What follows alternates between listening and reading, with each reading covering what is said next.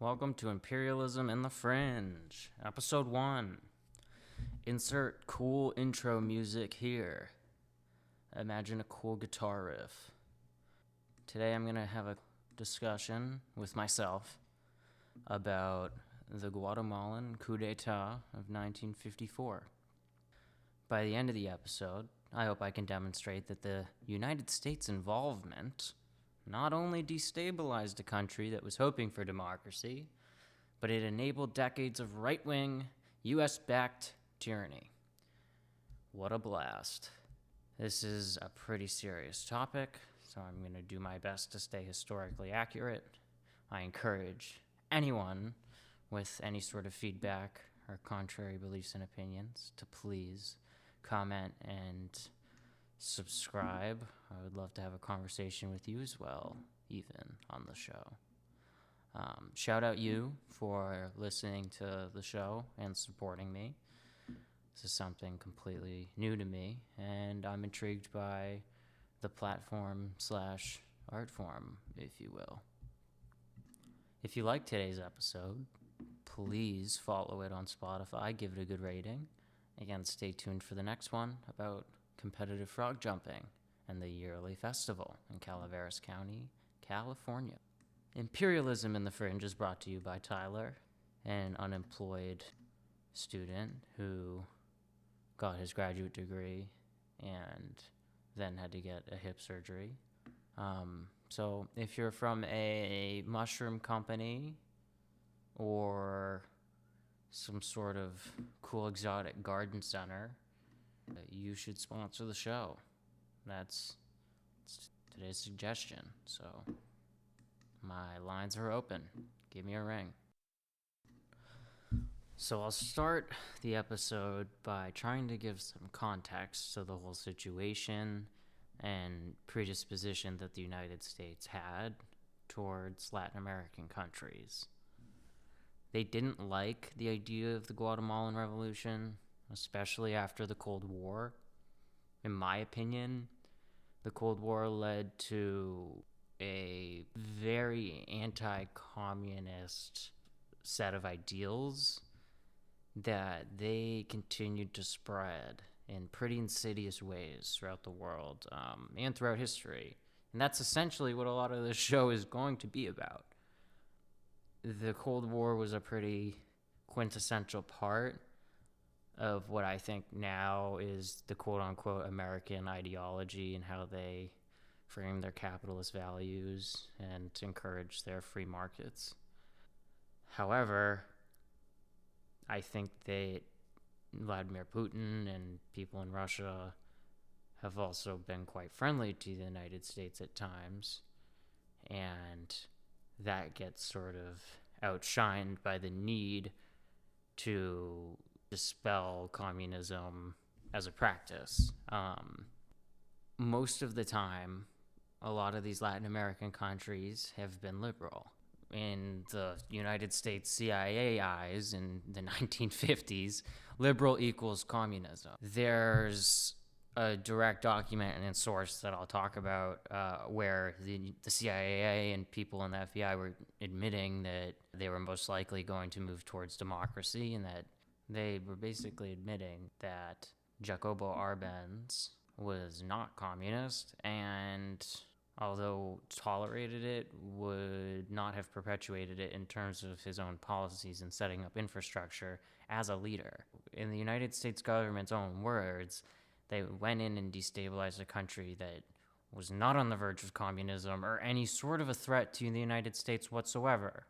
And they even went in and tried to fake an arms shipment from the Soviet Union just to incriminate them. A big part of the reason that the United States government didn't like Arbenz was because he basically legalized communism and the Guatemalan Party of Labor. The United Fruit Company had tons of ties in Guatemala. They then went on a huge campaign telling the United States government that they should overthrow the Guatemalan government. How lovely.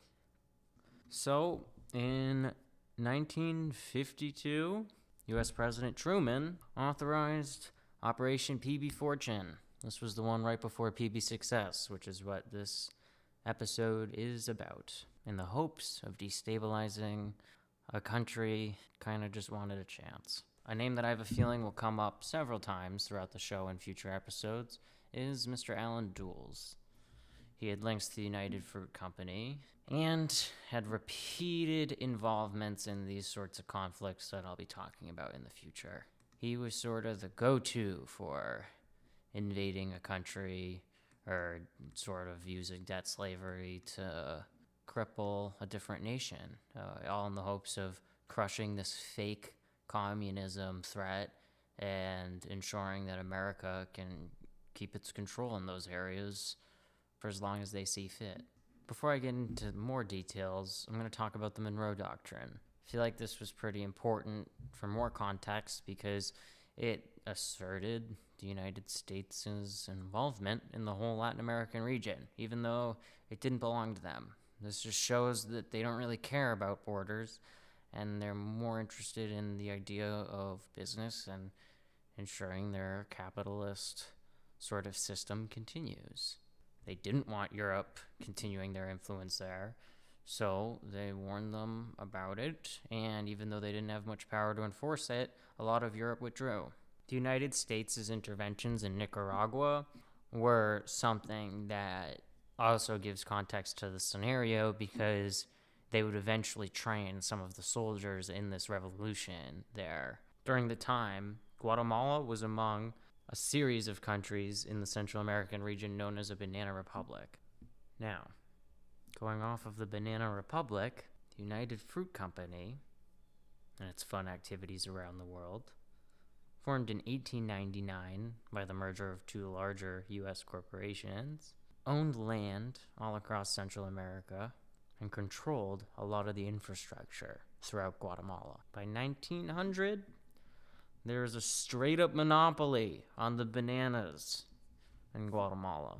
They kind of had their own sovereign system within a different sovereign system, that being Guatemala. So here you have a U.S. business acting and kind of doing whatever they want, controlling the railroads, the streets, communication networks. But it's Guatemala's, oh no, the Guatemalan government totally can control it and step in whenever they want. Totally inspecting their activities there, making sure everything's up to code. So I'm talking about an intervention that's in 1954, but they literally also already intervened in 1920. So please, while you're listening to this, don't think that it's the first time the United States is even doing this in the region.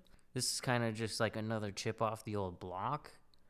I'm just highlighting an isolated incident of many where they are completely interfering with the leaders and system of governing an entire country. So by 1930, the United Fruit Company had over 215 million US dollars operating throughout their business, and they were talking to the leaders of Guatemala all the time. As long as they are friendly to the United States and keeping the United Fruit Company in business, why not, support the president and whatever the regime wants. So things with the United Fruit Company and the previous leader, Mr. Jorge Ubico, got so bad that there was an uprising, bunch of university students, shout out, and basically led to the presidency of Juan Jose Arevalo, and he was, before Arbenz, the main character of this whole journey I'm taking you on. So this basically aimed to transform Guatemala into a liberal democracy. However, Arevalo was not as favorable to the Guatemalan Party of Labor, the quote-unquote communist party of Guatemala. Criminalized labor unions, and he refused to advocate for any sort of land reform, which would change when Arbenz took office. So although he cracked down on the Communist Party, and it would seem like the United States would kind of like this guy, they still thought the Soviets had him on their payroll.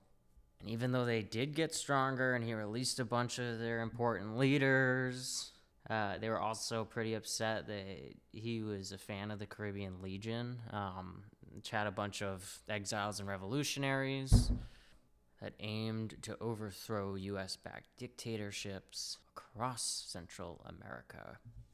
So there's a whole group just dedicated to overthrowing U.S.-backed dictatorships in Central America.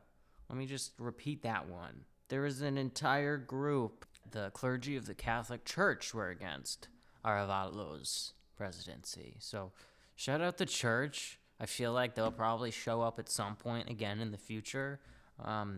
Not really going to go into that because already unpacking enough, but you know, we'll see if like they have a cool role eventually, because I'm sure they will.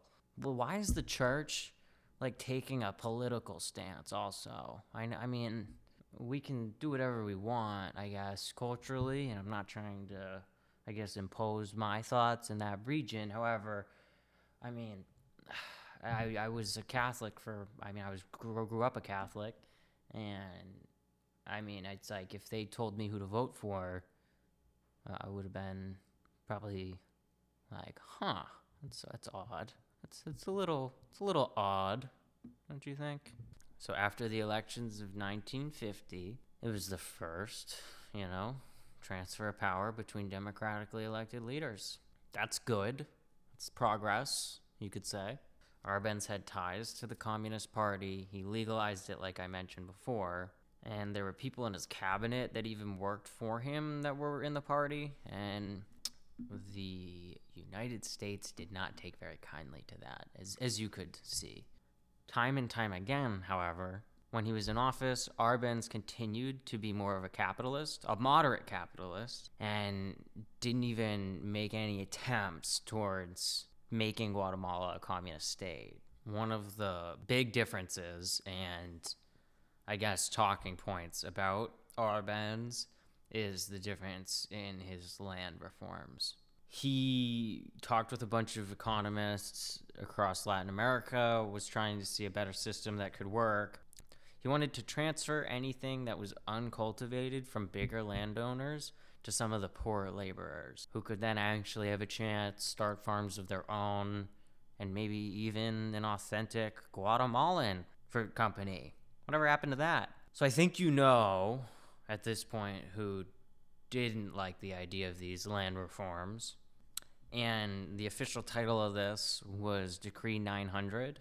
I would view this as a success in the sense that almost a sixth of the population received land by June of 1954, and historians have seen it as a fundamental power shift in land holdings throughout the regions of Guatemala, because it was actually able to give some of this land from the bigger owners to some of these peasants, and the agricultural output increased. They bought more farm machines, and standards of living for those who did get land went up, a lot of them being natives. Out of the 550,000 acres of land that the United Fruit Company owned, only 15% was being cultivated. So most of their land was being contested, and for good reason. Of course, the fruit company aggressively lobbied the government in the United States. A bunch of congressmen even went so far as to publicly criticize the Guatemalan government for not protecting their interests. And they're literally just trying to get by and progress. So, thanks, America. Now, remember when I talked about Allen duels? CIA? The United Fruit Company wasn't stoked about losing the land. They used none other than Secretary of State John Foster Dulles, who had also close ties to the company. Yup, brothers. I mean, are you kidding me? So as you'll realize, if you continue to listen to these episodes, is that these brothers essentially waged a secret world war, and the repercussions of which are still being felt today. But that's neither here nor there. These sorts of Guatemala versus U.S. corporate conflicts continued over time, and as the Cold War happened, the United States decided to conduct Operation PB Fortune. They were extremely worried about the communist influence in the region, and they were using their buddy Anastasio Somoza Garcia, basically to train the future soldiers who would then revolt against Arbenz. He will get his own episode at some point. However, he is successful in this story for a reason. He made several speeches extremely favorable about the United States. He's been given a medal by the New York City government, and he was meeting with Truman, and he said that if they give him a bunch of guns, he would go in and take care of Guatemala for them. Y'all know what that means. So Truman told the CIA to see what's up with that, follow up and investigate the fake communist plot in Guatemala. The CIA already had ties with Castillo Armas, a right-wing military dictator, so it was very easy for them to just put him back on the payroll and encourage him to overthrow the Guatemalan government, especially when the CIA gave him weapons and $225,000. A lot of money at the time. The overthrow of the Guatemalan government was thus planned in detail by the CIA, the United Fruit Company, and the Somoza regime. The CIA even went so far as to contact Rafael Trujillo of the Dominican Republic to see if they would support and agree to give some money to the plan. Again, these are people and things like episodes that I'll talk about in another episode, but not good names and not remembered well. They did atrocities in their respective countries. So the CIA put Operation PB Fortune into plan in late 1952, and it was stopped because Secretary of State Dean Acheson called off the operation. However, the CIA kept paying Castillo Armas, kept him in their back pocket, and kept giving him resources to ensure that his rebel force would stay strong. So now, this is the part where Dwight Eisenhower gets elected, and he promises to take a much harsher stance towards communism. Now, tensions after the fail of PB Fortune between Guatemala and the U.S. just kept increasing. The media was basically, calling them communists left and right. The New York Times posted something by the poet Pablo Neruda and, showing him how much of a communist he is and not highlighting at all that he's like the greatest poet that's ever lived in Latin America at the time. So great job. Shout out the news. And it's important to note that people that were a part of Mr. Eisenhower's administration was none other than Secretary of State John Foster Dulles and CIA Director Allen Dulles. It gets even better, though. Eisenhower's personal assistant, Ann C. Whitman, was the wife of the United Fruit Company's public relations director, Edmund S. Whitman. Also, Allen Dulles and John Foster Dulles had worked at the law firm Sullivan and Cromwell and had already arranged several deals for the United Fruit Company in the past. Clearly, the Eisenhower administration was more than willing to overthrow the Guatemalan government for the United Fruit Company. So PBSuccess was launched in 1954, and eventually there were manuals released showing how they planned this. I mean, it's straight out of a cartoon. They're talking about like using simple objects, a candlestick, a knife, a kitchen fork. Thanks for the tip, CIA.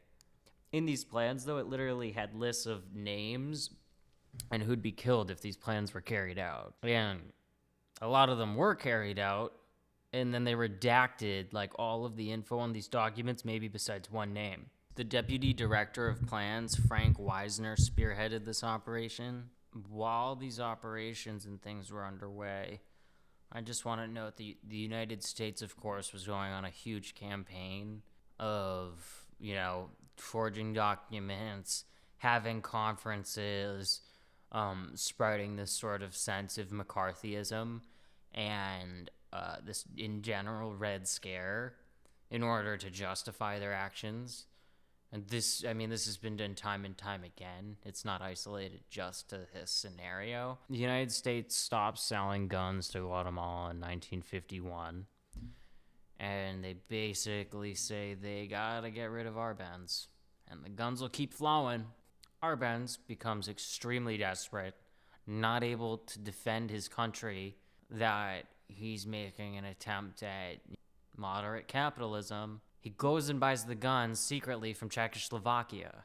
Hope I pronounced that right. You can laugh at me if I didn't. This was the perfect opportunity for the CIA to depict this as the first time there was a weapon shipment from the Soviet bloc into the Americas. And now they could launch their coup. One of the most insidious parts of this entire story is the fact that Castillo Armas, he only had an army of 480 men. And this was not nearly enough to defeat the Guatemalan military. So they engaged in a campaign of frightening psychological warfare. They distributed tens of thousands of pamphlets all throughout Latin America, trying to draw support for the United States side of events. The United States Psychological Strategy Board authorized a nerve war against individuals to instill fear, shock, and paranoia in potential loyalists. Now, what does instilling fear and paranoia in potential loyalists look like for the United States? It consists of sending small wooden coffins, non-functioning bombs, and hangman's nooses to people that they would deem potential opponents of the coup. E. Howard Hunt of the CIA was quoted as saying, "What we wanted to do was to have a terror campaign to terrify Arbenz, particularly, to terrify his troops, much as the German Stuka bombers terrified the population of Holland, Belgium, and Poland." Yeah. To make things even better, the U.S. then launches Operation Hard Rock Baker, a naval blockade.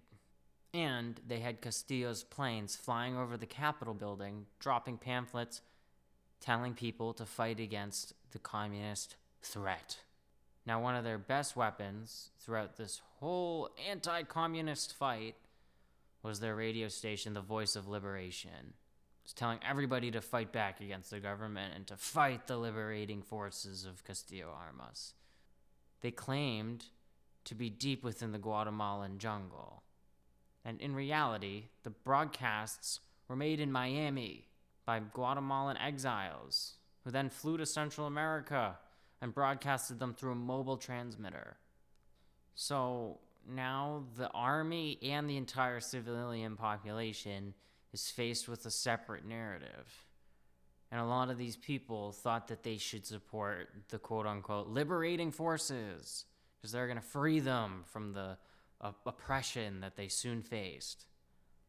Now, I'm not going to go into the gritty details of the specific conflict. However, I think it's important to talk about the implications moving forward and the impact that it had on the region. And I'll highlight some of the sources and self-admitted issues with the entire operation and documents that were released 20 years after that show that the United States knew exactly what it was doing. Now, around the world, it was reviled. People called it a modern form of economic colonialism, and it's true. Kate Doyle, director of the Mexico Project, described the coup as the definitive death blow to democracy in Guatemala. However, everyone in the United States was totally stoked on this. They were like, woo! Red and blue, baby. Red, white, and blue. Whatever. It's scary because the United States has almost a omnipotent role in these interactions, and it can literally do whatever it wants. They got it down to such a science. They just kind of install the same plan over and over again because they have a roadmap, and they just switch it to a new place or a new leader, and they let the cycle continue. After the conflict, they launched Operation PB History to basically cover their tracks and to try to prove that Arbenz was a communist and there was this overarching plot, that there was a huge threat to the United States, and yada, yada, yada. However, I'm going to do my own Operation PB History right now. There is nothing that supports the United States narrative. It's so stupid, and it frustrates me. I'm going to dive into these documents and self-admitted reports that even show that. So I'm on the Office of the Historian's website right now. This is a government website. In the words of the CIA, although President Arbenz appears to collaborate with the communists and extremists to the detriment of Guatemala's relations with the United States, I am quite certain that he personally does not agree with the economic and political ideas of the Guatemalan or Soviet communists. And I am equally certain that he is not now in a position where they can force him to make decisions in their favor. And he proceeds to follow it up with bullet points A through E for why he feels that way. The president's social reform, being Arbenz, ideas stem from the United States New Deal rather than from Soviet communism. Arbenz was literally drawing from the United States' way of governing itself. B. President Arbenz is still convinced that he is using communists and communism to further his own ends. He's using it as a tool and a way to better his country. He's not trying to enforce it as a political ideology across the board. He's fully aware of Guatemala's economic dependence on the United States and was just trying to reclaim some land for himself. Arbenz had no fear of a conservative coup and has taken no active steps to guard against one. Finally, the opposition of business groups and conservatives was greatly exaggerated. Basically, nobody cared about the new land reform bill. They wanted it. Further down in the article, rather than setting up a communist state, Arbenz desires to establish a modern democracy, which would improve the lot of its people through paternalistic social reforms. They were on the road to democracy. Arbenz's personal idol was Franklin D. Roosevelt, and he did a lot of his infrastructure and programs after the New Deal. The only reason it seemed extreme at the time was because of how backwards some of the other programs were in Guatemala. Something interesting and worth noting is that the United States was planning on faking a shipment of arms from the Soviet bloc over to Guatemala, and they basically stopped in their tracks when the real thing occurred. So even if Guatemala didn't send the arms, the United States was going to make it seem like they did, and that's probably the narrative that we would have been told. The United States succeeds, and Castillo Armas is in power. Where do we go from here? It marked the beginning of a bloody revolution across Latin America, and there was eventually a 36-year-long civil war, resulting in the deaths of over 200,000 Guatemalans, and nearly 85% of them were indigenous Mayans. After Castillo took charge, and over the next 40 years, hundreds of thousands of people were killed. One of the main reasons is United States-backed right-wing military dictatorships. The Guatemalan government then had this disposition of cracking down against indigenous communities because they were most likely to conduct guerrilla attacks. They did forced disappearances of over 40,000 Guatemalans, including 5,000 children. These were students, leftists, intellectuals, priests, and anyone who opposed the government.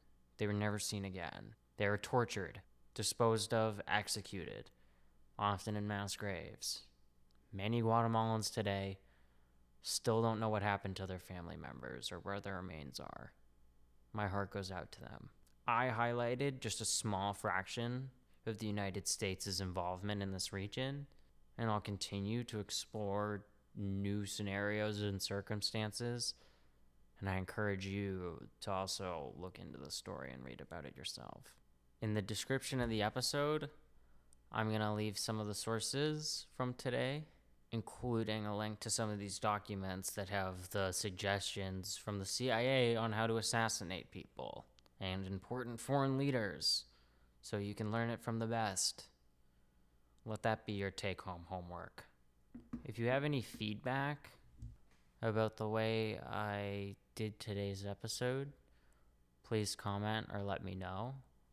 I'll modify the way I conduct these things accordingly. And hopefully during the competitive frog episode next, it'll be a bit more lighthearted and a nice change of pace. Now, as promised, I'm going to talk about a story or something that's enjoyable about life. My dad got me a bird feeder recently, and because I haven't been moving around too much, a lot of birds have been visiting, and I've been noticing it more. I think that it's interesting when you're forced to slow down, even if you want to maybe speed up. You start to notice the small things, and you start to appreciate them more as well. I often compare myself to others at the same age as me, or people, entering their careers, and I've taken so much time to accept my situation and, the time that I get to spend with my family that I'm not upset about it. It's a weird realization. I feel like I have constantly thrown new things at myself or tried to stay busy and completely, infatuated with something at all times. And being able to wake up each day and maybe go in a new direction, or to have the time to look at a new bird and just Google what kind of bird it is an interesting thing to me. It's a new way of living. And there are a lot of people out there who do live their lives like that. There are people who did have a plan and are hurt even way more than I am. I mean, people live with real crippling, life-changing disabilities, and I'm blessed enough to have another opportunity at it, or like a real shot at life. And my heart goes out to those people as well. So I appreciate the birds and the different paces at which life throws things at you. If you made it this far, I'd like to thank you from the bottom of my heart. Please like and subscribe. Don't forget to smash that like button. Yeah, I just did that. I don't even know if you can hear that. I played an air horn, but whatever. I appreciate you supporting me. I would appreciate it even more if you would share the episode with someone. Because I really need a job. I would love to yell into my laptop for a living. That could be fun. I wish each and every one of you the absolute best. Until next time, God bless this wonderful country we call ours.